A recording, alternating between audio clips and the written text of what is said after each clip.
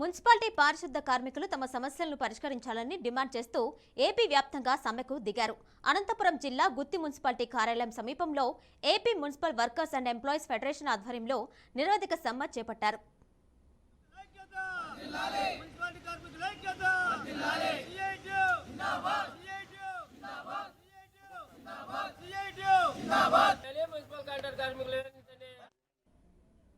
Supreme court ఆదేశాల మేరకు సమాన పనికి సమాన వేతనం ఇవ్వాలని, ప్రభుత్వ సంక్షేమ పథకాలను కార్మికులకు వర్తింపజేయాలని డిమాండ్ చేస్తున్నారు.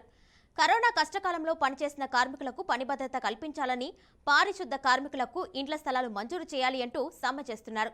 తక్షణమే ప్రభుత్వం తమ సమస్యలను పరిష్కరించాలని, లేని పక్షంలో పెద్ద ఎత్తున ఉద్యమం చేస్తామని కార్మికులు డిమాండ్ చేస్తున్నారు. మున్సిపల్ కార్మికుల సమ్మెతో ఎక్కడి చెత్త అక్కడే నిలబడిపోతుందని స్థానికులు ఆందోళన చెందుతున్నారు. దగ్గర